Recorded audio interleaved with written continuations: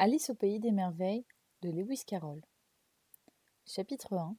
Descente dans le terrier du lapin. Alice commençait à se sentir très lasse de rester assise à côté de sa sœur sur le talus et de n'avoir rien à faire une ou deux fois. Elle avait jeté un coup d'œil sur le livre que lisait sa sœur, mais il ne contenait ni images ni dialogue. Et, pensait Alice, à quoi peut bien servir un livre où il n'y a ni image, ni dialogue ? Elle se demandait dans la mesure où elle était capable de réfléchir, car elle se sentait toute endormie, toute stupide, et à cause de la chaleur. Si le plaisir de tresser une guirlande de pâquerettes valait la peine de se lever et d'aller cueillir les pâquerettes lorsque brusquement un lapin blanc aux yeux roses passa en courant tout près d'elle. Ceci n'avait rien de particulièrement remarquable, et Alice ne trouva pas non plus tellement bizarre d'entendre le lapin se dire à mi-voix « Oh mon Dieu, je vais être en retard !» Lorsqu'elle y réfléchit par la suite, il lui vint à l'esprit qu'elle aurait dû s'en étonner, mais sur le moment cela ne lui sembla tout naturel. Cependant, lorsque le lapin tira bel et bien une montre de sa poche de son gilet, regarda l'heure et se mit à courir de plus belle, Alice se dressa d'un bond, car tout à coup l'idée lui était venue qu'elle n'avait jamais vu de lapin pourvu d'une poche de gilet ni d'une montre à tirer de sa poche. Dévorée de curiosité, elle traversa le champ en courant sa poursuite et eut la chance d'arriver juste à temps pour le voir s'enfoncer comme une flèche dans un large terrier placé sous la haie. Un instant plus tard, elle y pénétrait à son tour, sans se demander une fois comment diable elle pourrait s'en sortir. Le terrier était d'abord creusé horizontalement, comme un tunnel, puis il présentait une pente si brusque et si raide qu'Alice n'eut pas le temps de songer à s'arrêter avant de se sentir tomber dans un puits, apparemment très profond. Soit que le puits fût très profond, soit que Alice tomba très très lentement.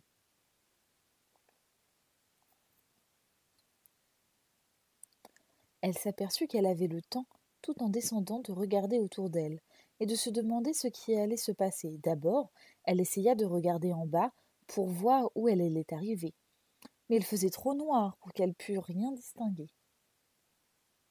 Ensuite, elle examina les parois du puits et remarqua qu'elles étaient garnies de placards et d'étagères. Par endroits, des cartes de géographie et des tableaux se trouvaient accrochés à des pitons. En passant, elle prit un pot sur une étagère. Il portait une étiquette sur laquelle on lisait « marmelade d'orange ». Mais à la grande déception d'Alice, il était vide. Elle ne voulut pas le laisser tomber, de peur de tuer quelqu'un. Et elle s'arrangea pour le poser dans un placard devant lequel elle passait tout en tombant. Ma foi, songea-t-elle, après une chute pareille, cela me sera bien égal quand je serai à la maison de dégringoler dans l'escalier. Ce qu'on va me trouver courageuse, ma parole. Même si je tombais du haut du toit, je n'en parlerai à personne. Supposition les plus vraisemblables, en effet.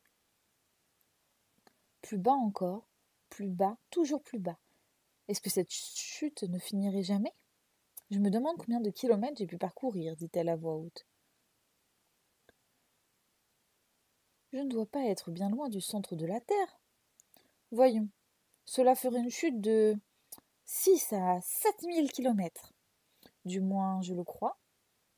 Car voyez-vous, Alice avait appris en classe pas mal de choses de ce genre, et quoique le moment fût mal choisi pour faire parade de ses connaissances puisqu'il n'y avait personne pour l'écouter, c'était pourtant un bon exercice que de répéter tout cela. Oui, cela doit être la distance exacte, mais, par exemple, je me demandais à quelle latitude et à quelle longitude je me trouve. Alice n'avait pas la moindre idée de ce qu'elle était la latitude, et par ailleurs, et pas plus d'ailleurs, que la longitude, mais elle jugeait que c'était de très jolis mots, impressionnants à prononcer. Bientôt, elle recommença. Je me demandais si je traversais la terre d'un bout à l'autre. Cela sera rudement drôle d'arriver au milieu des gens qui marchent la tête en bas. On les appelle les antipathes, je crois. Cette fois, elle fut toute heureuse de ce qu'il n'y eut personne pour écouter, car il lui sembla que ce n'était pas du tout le mot qu'il fallait. Mais je serai obligée de leur demander quel est le nom du pays, bien sûr. S'il vous plaît, madame, suis-je en Nouvelle-Zélande? En Australie? Elle essaya de faire la révérence tout en parlant. Imaginez ce que peut être la révérence pendant qu'on tombe dans le vide. Croyez-vous que vous en seriez capable? Et la dame pensera que je suis une petite fille ignorante. Non, il vaudra mieux ne rien demander. Peut-être que je verrai le nom écrit quelque part.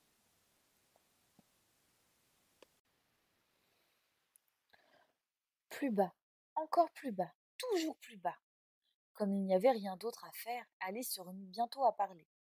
Je vais beaucoup manquer à Dina ce soir. J'en ai bien peur. Dina était sa chatte. J'espère qu'on pensera à lui donner sa secoupe de lait à l'heure du thé. Ma chère Dina, comme je voudrais t'avoir ici avec moi. Il n'y a pas de souris dans l'air. Je le crains fort. Mais tu pourrais attraper une chauve-souris. Et cela, vois-tu, cela ressemble beaucoup à une souris. Mais est-ce que les chats mangent les chauves-souris? Je me le demande à ce moment. Alice commença à se sentir toute somnolente. Elle se mit à répéter comme si elle rêvait. Est-ce que les chats mangent les chauves-souris? Est-ce que les chats mangent les chauves-souris? Et parfois, est-ce que les chauves-souris mangent les chats? Car, voyez-vous, elle était incapable de répondre à aucune des deux questions. Peu importait qu'elle posât l'une ou l'autre, elle sentit qu'elle s'endormait pour de bon. Elle venait de commencer à rêver, qu'elle marchait avec Dina, la main dans la pâte, et lui demandant très sérieusement: Allons, Dina, dis-moi la vérité. As-tu jamais mangé une chauve-souris? Quand brusquement, patatras, elle atterrit sur un tas de branchages et de feuilles mortes, et sa chute prit fin. Alice ne s'était pas fait le moindre mal, et fut sur un pied en un moment.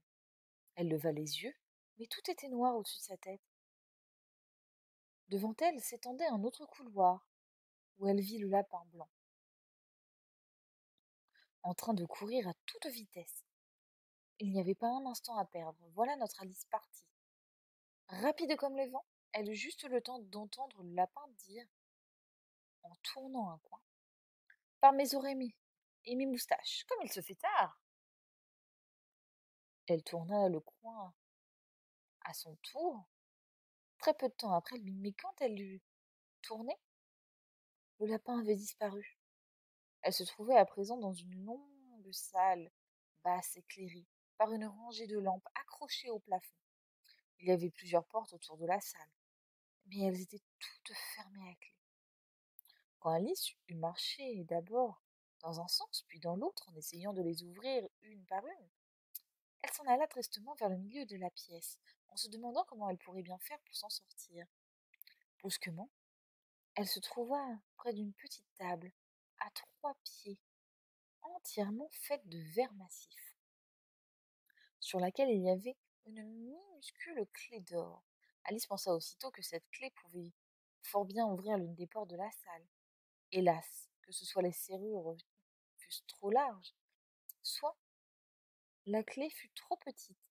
Aucune porte ne voulut s'ouvrir. Néanmoins, la deuxième fois qu'Alice fit le tour de la pièce, elle découvrit un rideau bas qu'elle n'avait encore remarqué.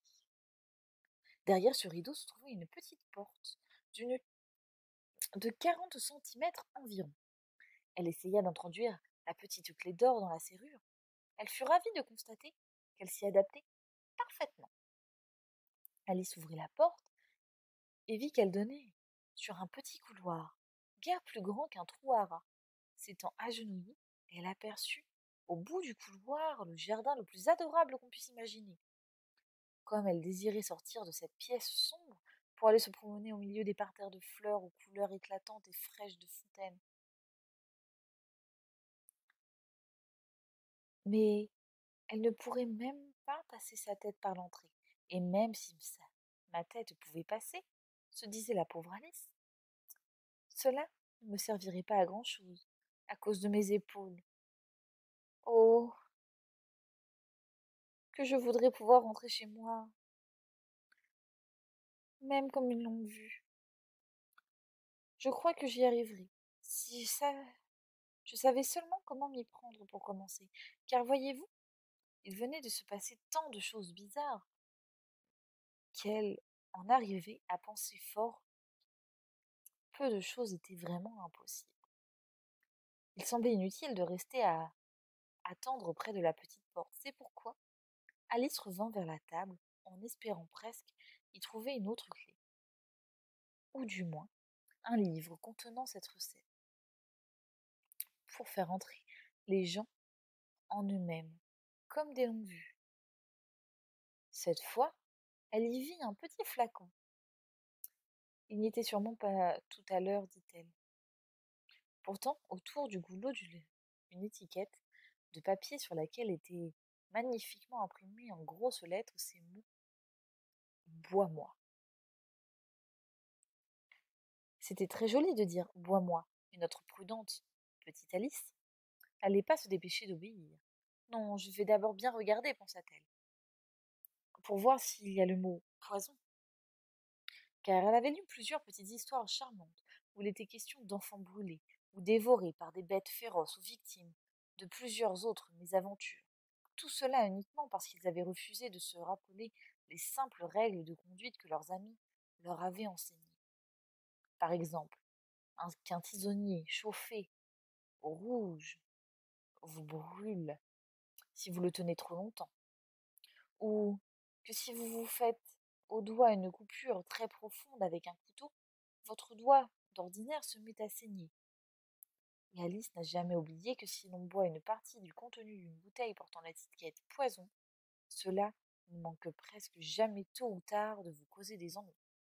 Cependant, le flacon ne portant décidément pas l'étiquette poison, Alice se hasarda à en goûter le contenu. Comme il lui parut fort agréable, en fait, cela rappelait à la fois la tarte aux cerises, la crème renversée, l'ananas, la dinde rôtie, le caramel et les poulets et les rôtis chauds bien beurrés. Elle l'avala, séance tenante, jusqu'à la dernière goutte. Quelle sensation bizarre, dit Alice. Je dois être en train de rentrer en moi-même, comme une longue vue. Et c'était bien exact. Elle ne mesurait plus que 25 centimètres. Son visage s'éclaira à l'idée qu'elle avait maintenant exactement la taille qu'il fallait pour franchir la petite porte et pénétrer dans l'adorable jardin.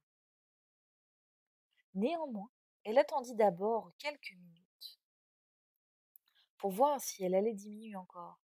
Elle se sentait un peu inquiète à ce sujet, car, voyez-vous, pensait Alice, à la fin des jours, je pourrais bien disparaître, tout à fait, comme une bougie. En ce cas, je me demande à quoi je ressemblerai. Elle essaya d'imaginer à quoi ressemble la flamme d'une bougie, à la fois une fois que la bougie est éteinte, car elle n'arrivait pas à se rappeler avoir jamais vu chose pareille. Au bout d'un moment, comme rien de nouveau ne s'était produit, elle décida d'aller immédiatement dans le jardin. Hélas, pauvre Alice, dès qu'elle fut arrivée à la porte, elle s'aperçut qu'elle avait oublié la petite clé d'or. Et quand elle revint à la table pour s'en saisir, elle aperçut que lui était impossible de l'atteindre, quoiqu'elle pût la voir très nettement à travers le verre. Elle essaya tant qu'elle put d'escalader un des pieds de la table, mais il était trop glissant. Aussi, après s'être épuisée, en efforts inutiles, la pauvre petite s'assit et fondit en larmes. Allons, ça ne sert à rien de pleurer comme cela, dit-elle d'un ton sévère. Je te conseille de t'arrêter à l'instant. Elle avait coutume de se donner très bons conseils, quoiqu'elle ne le suivait guère. Et parfois, elle se réprimandait si vertement que les larmes lui venaient aux yeux. Elle se rappelait qu'un jour elle avait essayé de se gifler pour avoir triché au cours d'une partie de croquet qu'elle jouait contre elle-même, car cet étrange enfant aimait beaucoup faire semblant d'être deux personnes différentes. Mais c'est bien inutile à présent, pensa la pauvre Alice, de faire semblant d'être deux. C'est tout juste s'il reste assez de moi pour former une seule personne digne de ce nom. Bientôt, son regard tomba sur une petite boîte de verre placée sous la table. Elle l'ouvrit et y trouva un tout petit gâteau sur lequel les mots étaient écrits «Mange-moi». Était très joliment tracé avec des raisins de Corinthe. Ma foi, je vais le manger, dit-il. S'il me fait grandir, je pourrai atteindre la clé. S'il me fait rapetisser, je pourrai me glisser sous la porte.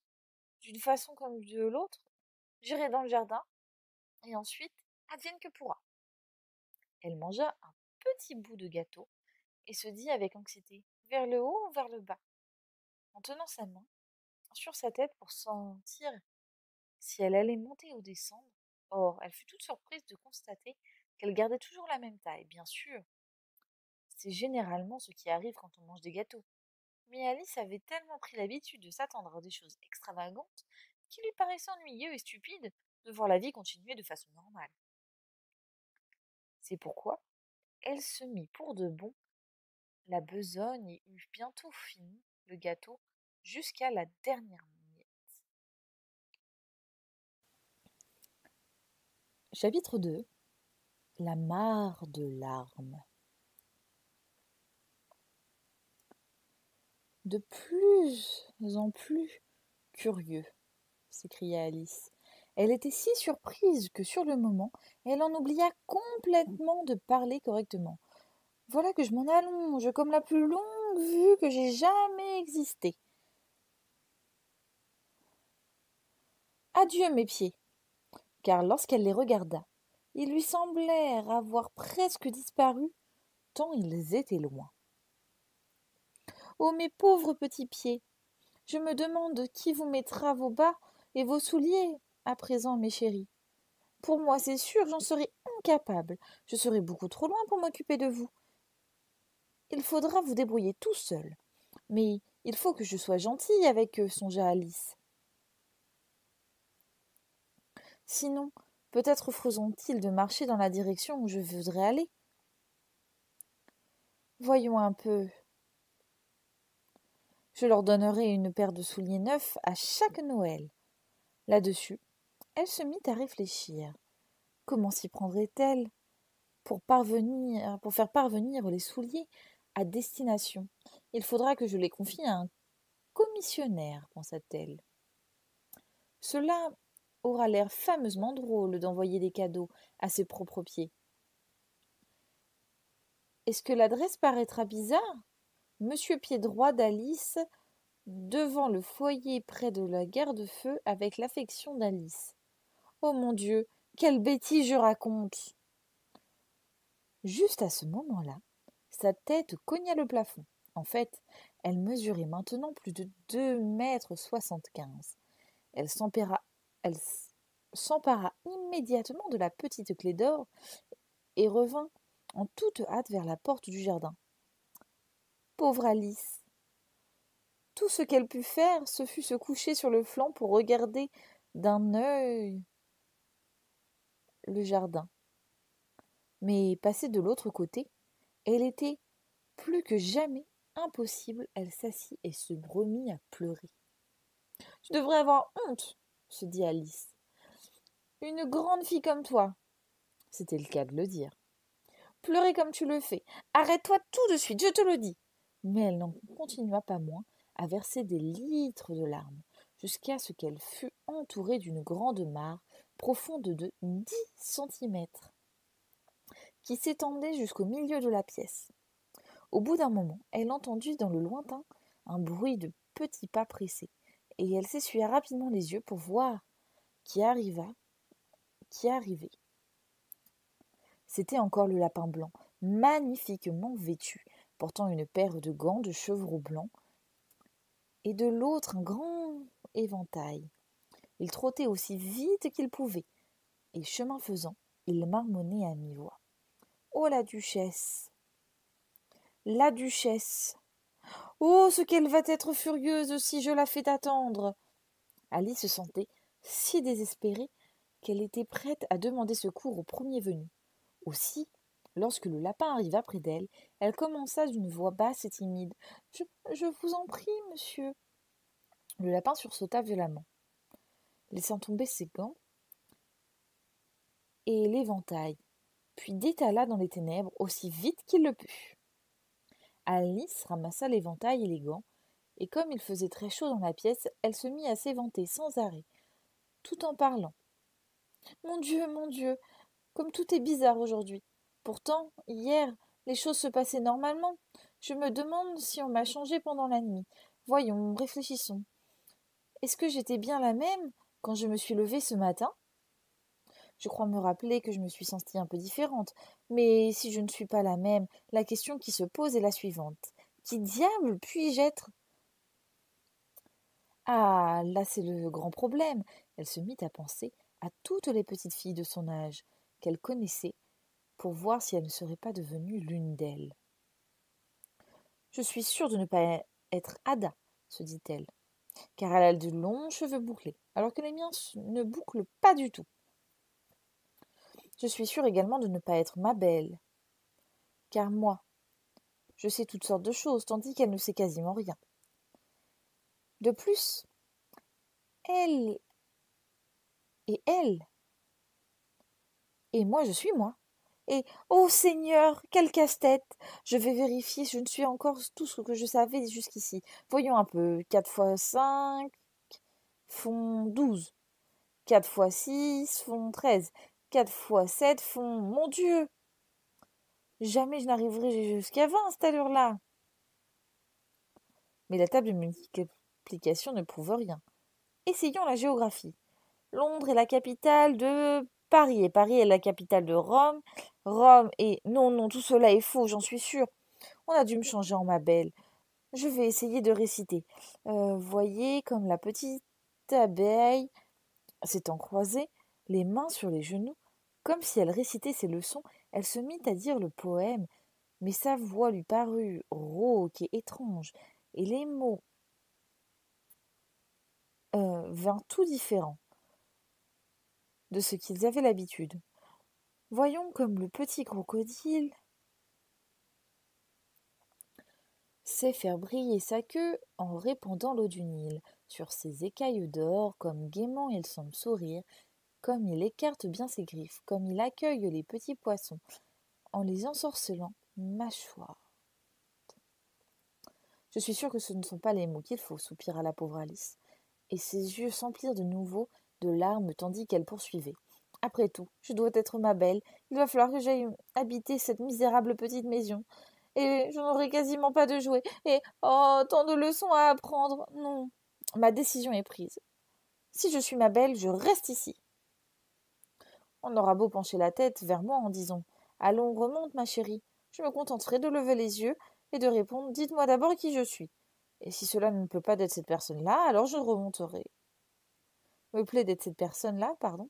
Alors je remonterai. Sinon, je resterai ici jusqu'à ce que je sois quelqu'un d'autre. Mais oh mon Dieu, s'écria-t-elle, en fondant brusquement en larmes. Je voudrais bien qu'on se décide à pencher la tête vers moi. J'en ai tellement assez d'être toute seule ici.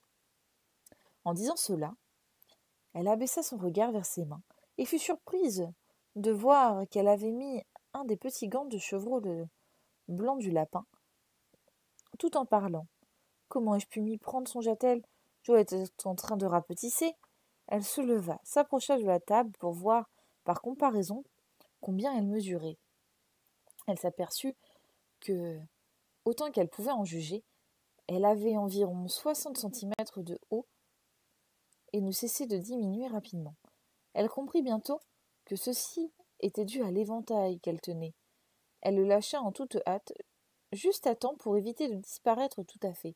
Cette fois je l'ai échappé belle, dit Alice, tout effrayée dans sa brusque transformation, mais heureuse d'être encore de ce monde. Maintenant au jardin. Et elle revint en courant à toute vitesse vers la petite porte. Hélas, la petite porte était de nouveau fermée, et la petite clé d'or se trouvait sur la table, comme auparavant. Les choses vont de mal en pis, pensa la pauvre enfant. Car jamais je n'ai été aussi petite qu'à présent. Non, jamais. C'est trop de malchance, vraiment. Comme elle disait ces mots, son pied glissa, et un instant plus tard, plouf, elle se trouvait plongée dans l'eau salée jusqu'au menton. Sa première idée fut qu'elle était tombée dans la mer.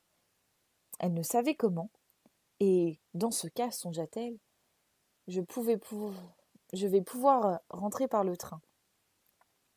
Alice était allée au bord de la mer une seule fois dans sa vie, et elle avait tiré cette conclusion générale que partout où on allait sur les côtes anglaises, on trouvait un grand nombre de cabines de bains roulantes dans l'eau. Des enfants en train de faire des trous dans le sable avec des pelles en bois, une rangée de pensions de famille et enfin une gare de chemin de fer. Cependant, elle ne tarda pas à comprendre qu'elle était dans la mare formée par les larmes qu'elle avait versées, lorsqu'elle avait 2,75 m de haut. « Comme je regrette d'avoir tant pleuré !» s'exclamait Alice, tout en nageant pour essayer de se tirer de là. « Je suppose que, en punition, je vais me noyer dans mes propres larmes. C'est tout cela qui sera bizarre. Pour cela, oui, il est vrai que tout est bizarre aujourd'hui. » Cet instant précis, elle entendit patauger non loin, dans la mare, et elle nagea de ce côté-là pour voir de quoi il s'agissait. Elle crut d'abord que cela pouvait être un morse ou un hippopotame. Mais ensuite elle se rappela combien elle était à présent petite, et elle ne tarda pas à s'apercevoir que ce n'était qu'une souris qui avait glissé dans la mare exactement comme elle. « Est-ce que cela servirait à quelque chose maintenant ?» pensa Alice, de parler à cette souris. Tout est tellement extravagant dans ce souterrain qu'elle est probablement capable de parler. En tout cas, je peux toujours essayer. Elle commença donc ainsi. « Oh, souris, sais-tu comment on peut sortir de cette mare ? Je suis lasse de nager par ici. Oh, souris !» Alice estimait qu'il fallait s'adresser en ces termes à une souris. Jamais encore ne s'était-elle exprimée de la sorte, mais elle venait de se rappeler avoir lu dans la grammaire latine de son frère « Une souris d'une souris à une souris aux souris. » La souris la regarda avec curiosité. Alice crut même l'avoir cligné l'un de ses petits yeux, mais elle ne répondit rien. « Peut-être ne comprendra-t-elle pas l'anglais, pensa Alice. Ce doit être une souris française, venue ici avec Guillaume le Conquérant. » Malgré tout son savoir historique, Alice avait des idées très vagues sur la chronologie des événements. En conséquence, elle dit « Où est ma chatte ?» ce qui était la première phrase de son manuel de français. La souris bondit brusquement hors de l'eau, et tout son corps parut frissonner de terreur. « Oh, je te demande pardon !» s'écria aussitôt Alice, craignant d'avoir froissé la pauvre bête. « J'avais complètement oublié que tu n'aimais pas les chats. »« Que je n'aime pas les chats !» s'exclama la souris d'une voix perçante et furieuse. « Et toi, tu les aimerais, les chats, si tu étais à ma place ?»« Ma foi, peut-être bien que non, » répondit Alice d'un ton conciliant. « Ne te mets pas en colère pour cela. Pourtant, je voudrais bien pouvoir te montrer notre chatte Dina. Je crois que tu te prendrais d'affection pour les chats si tu pouvais seulement la voir une fois. Elle est si pacifique, cette chère Dina, continua la fillette, comme si elle parlait pour elle seule, en nageant paresseusement dans la mare. Elle reste assise au coin du feu à ronronner, si gentiment, tout en se léchant les pattes et se lavant la figure. Et puis, si c'est doux de la caresser. Enfin, elle est vraiment de première force pour attraper les souris. Oh, je te demande pardon, s'écria de nouveau Alice. Car cette fois-ci, la souris était toute hérissée, et la petite fille était sûre de l'avoir offensée gravement. Nous ne parlons plus de ma chatte puisque tout cela te déplaît. Nous n'en parlerons plus, s'écria la souris qui tremblait jusqu'au bout de la queue. Comme si moi j'allais te parler d'une chose pareille. Dans notre famille, nous avons toujours exécré les chats. Et ce sont des créatures vulgaires, viles, répugnantes. Ne t'avise pas de prononcer le mot chat. Je m'en garderai bien, dit Alice, qui avait hâte de changer de conversation. Est-ce que tu aimes les chiens ? La souris ne répondit pas. Aussi Alice continua avec empressement. Il y a près de chez nous un petit chien si charmant. J'aimerais bien pouvoir te le montrer. Vois-tu, c'est un petit terrier à l'œil vif. Oh, si ses longs poils bouclés, Il rapporte tous les objets qu'on lui jette. Il fait le beau pour quémander son dîner. Il fait tellement de tours que je m'en rappelle pas la moitié. Il appartient à un fermier qui dit que ce chien lui est si utile qu'il vaut plus de 1000 francs.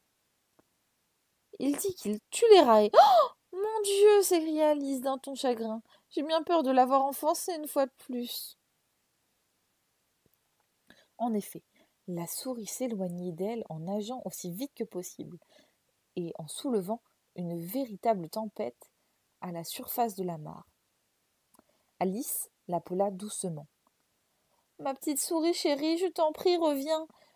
Nous ne parlons plus ni de chat ni de chien puisque tu ne les aimes pas. Quand la souris entendit cela, elle fit demi-tour et nagea lentement vers Alice. Son visage était tout pâle. De colère, pensa la petite fille. Elle déclara d'une voix basse et tremblante. Regagnons la rive. Là, je te raconterai mon histoire. Tu comprendras alors pourquoi je déteste les chats et les chiens. Il était grand temps de partir, la mare se trouvant à présent fort encombrée par les oiseaux et les animaux qui y étaient tombés. Il y avait un canard, un dodo, un lori, un aiglon et plusieurs autres créatures bizarres. Alice montra le chemin et toute la troupe gagna la terre à la nage. Chapitre 3. Une course au caucus et une longue histoire. Étrange troupe en vérité que celle qui s'assembla sur la rive. Animaux dont la fourrure collait au corps. Tous trempés comme des soupes, mal à l'aise et de mauvaise humeur. Naturellement, la question la plus importante était de savoir comment se sécher. Ils tinrent conseil à ce sujet, et au bout de quelques minutes, Alice trouva tout naturel de bavarder familièrement avec eux, comme si elle les avait connus toute sa vie. En réalité, elle eut une longue discussion avec le lori, qui finit par bouder et se contenta de déclarer « Je suis plus âgé que toi. Je sais mieux que toi ce qu'il faut faire. » Mais Alice ne voulut pas admettre cela avant de connaître son âge. Et comme le lori refusa catégoriquement de le dire, les choses en restèrent là. Finalement, la souris, qui semblait avoir de l'autorité sur eux, ordonna d'une voix forte. « Asseyez-vous tant que vous êtes, et écoutez-moi. Je vais vous sécher, moi, en 2 temps 3 mouvements. » Tous s'assirent aussitôt, en formant un large cercle dont la souris était le centre. Alice la regardait fixement d'un air inquiet, car elle était sûre d'attraper un mauvais rhume si elle ne se séchait pas très vite. Reprit la souris d'un air important. Tout le monde est prêt? Voici la chose la plus aride que je connaisse. Faites silence, s'il vous plaît. Guillaume le Conquérant, à la cause duquel le pape était favorable, reçut bientôt la soumission des Anglais, qui avaient besoin de chefs et qui étaient habitués depuis quelque temps à l'usurpation et à la conquête. Edwin et Morcar, comtes de Mercerie et de Pouah! S'exclama le lori en frissonnant. Je te demande pardon, dit la souris très poliment, mais en fronçant le sourcil. Tu as dit quelque chose? Cela n'est pas moi, répliqua vivement le lori. Ah, j'avais cru t'entendre parler. Je continue. Edwin et Morcar, comtes de Mercerie et de Northumbrie, se déclarèrent pour lui, et Stigand, lui-même archevêque de Canterbury, bien connu pour son patriotisme, trouvant cela opportun. Trouvant quoi? Demanda le canard. Trouvant cela, répondit la souris d'un ton plutôt maussade. Je suppose que tu sais ce que veut dire cela? Je sais ce que cela veut dire. Quand c'est moi qui le trouve, rétorqua le canard. C'est généralement une grenouille ou un ver. La question est de savoir que trouva l'archevêque. La souris fit semblant de ne pas avoir entendu cette question et continua vivement. Trouvant cela opportun, accompagna Edgar Atheling à la rencontre de Guillaume pour lui offrir la couronne à ce dernier.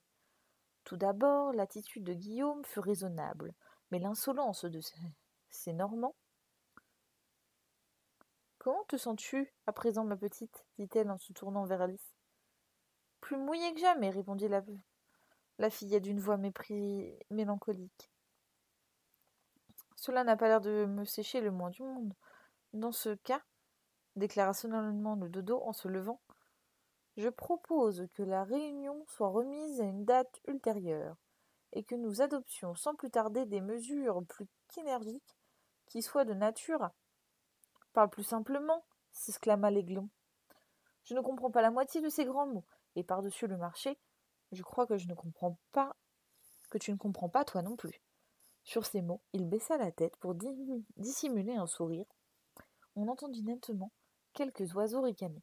Ce que j'allais dire, reprit le dodo d'un ton vexé, c'est que la meilleure chose pour nous sécher serait une course au caucus. Qu'est-ce que c'est qu'une course au caucus demanda Alice. Non, pas qu'elle tint beaucoup à le savoir, mais le dodo, c'était comme s'il estimait que quelqu'un devait prendre la parole. Et personne n'avait l'air de vouloir parler. Ma foi, répondit-il, la meilleure façon d'expliquer ce qu'est qu'une course au caucus, c'est de la faire.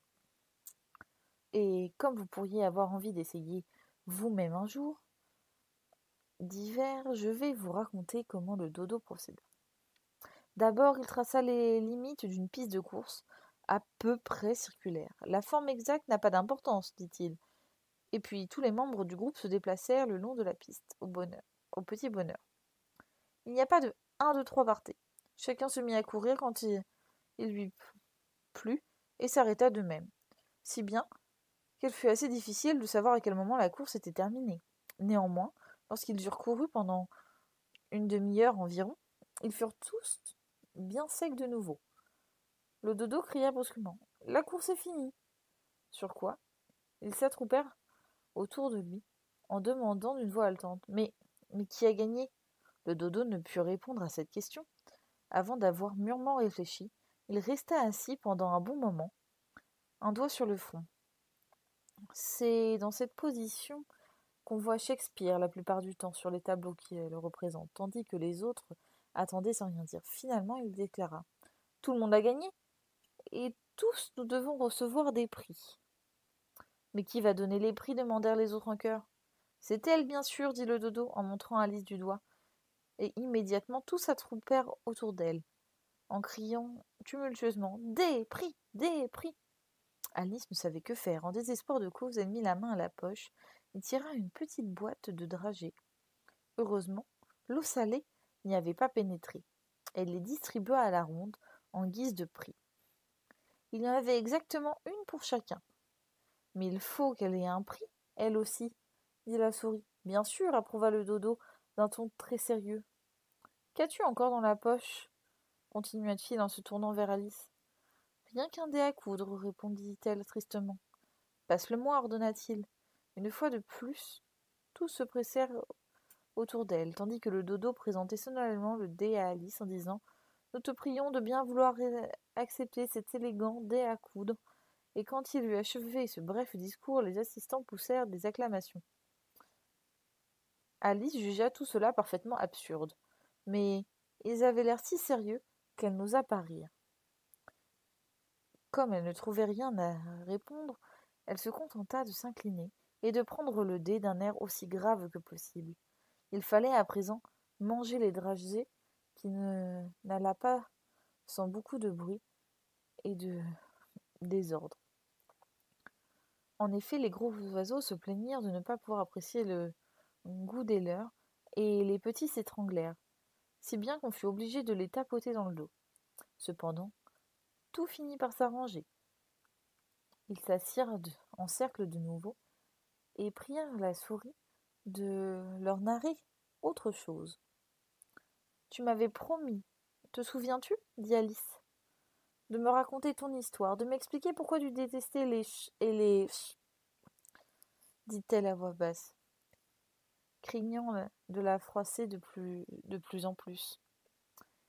Elle est bien longue et bien triste, s'exclama la souris, en soupirant et en regardant sa queue.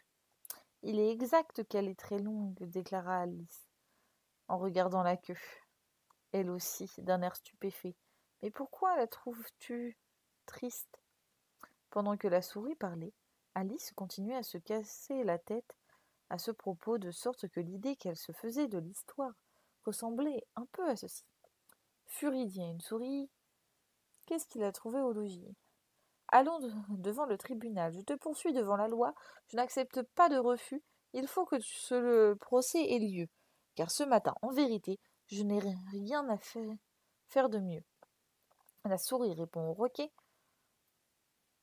mon cher monsieur, un tel procès sans jury et sans juge ne peut se faire.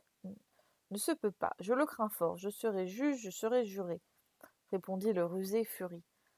C'est moi qui rendrai le verdict, et te condamnerai à mort. Tu n'écoutes pas, reprocha Alice à la souris d'un ton sévère. À quoi penses-tu donc? Je te demande pardon, dit Alice très humblement. Tu en étais arrivée à la 5e courbe, n'est-ce pas? Mais pas du tout, s'exclama la souris d'un ton furieux.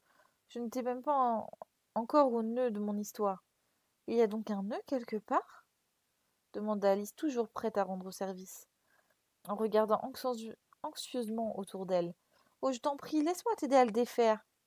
Mais jamais de la vie, rétorque la souris, en levant et en s'éloignant. Tu m'insultes en racontant des bêtises pareilles.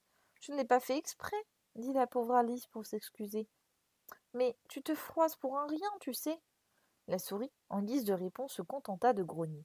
Je t'en prie, reviens et achève ton histoire, s'écria Alice. Et tous les autres s'exclamèrent en chœur. Oui, nous t'en prions. Mais la souris se contenta de hocher la tête avec impatience, en s'éloignant un peu plus vite. Quel dommage qu'elle n'ait pas voulu rester, déclara le lori en soupirant. Aussitôt qu'elle eut disparu, et une vieille mère crabe profita de l'occasion pour dire à sa fille Ah, ma chérie, que ceci te serve de leçon et t'apprenne à jamais te mettre en colère. Tais-toi, maman, répondit la petite d'un ton acariâtre. Ma parole, tu ferais perdre patience à une huître. Ce que je voudrais avoir de notre Dina avec moi, s'exclama Alice à haute voix, sans s'adresser à personne en particulier. Elle aurait vite fait de la ramener. Et qui est Dina? Si je puis me permettre de poser cette question, demanda le lori. Alice répondit avec empressement, car elle était toujours prête à parler de son animal favori. Dina est notre petite chatte. Elle n'a pas sa pareille pour attraper les souris. Tu ne peux pas t'en faire une idée. Je voudrais que tu la voies quand elle chasse les oiseaux et avale un petit oiseau en un rien de temps. Ces paroles causèrent une grande sensation dans la substance. Quelques oiseaux s'envolèrent, sans plus attendre. Une vieille pie commença à s'emmitoufler, très soigneusement, en marmottant. Oui, en marmottant. Il faut absolument que je rentre. L'air de la nuit me fait mal à la gorge. Et un canari cria à ses enfants d'une voix tremblante. Partons, mes chéris, vous devriez être au lit depuis longtemps déjà. Sous ces prétextes divers, tous s'éloignèrent, et bientôt Alice se trouva seule. Ce que je regrette d'avoir parlé de Dina, c'est, se dit-elle d'une voix mélancolique. Personne ici n'a l'air de l'aimer. Et pourtant je suis sûre que c'est la meilleure chatte du monde. Oh, ma Dina chérie, je me demande si je te reverrai jamais. Là-dessus, la pauvre Alice se remit à pleurer, car elle se sentait très seule et découragée. Mais au bout d'un moment, cependant, elle entendit dans le lointain un léger bruit de pas. Alors elle leva les yeux, avide, espérant vaguement que la souris avait changé d'idée, et revenait pour achever son histoire.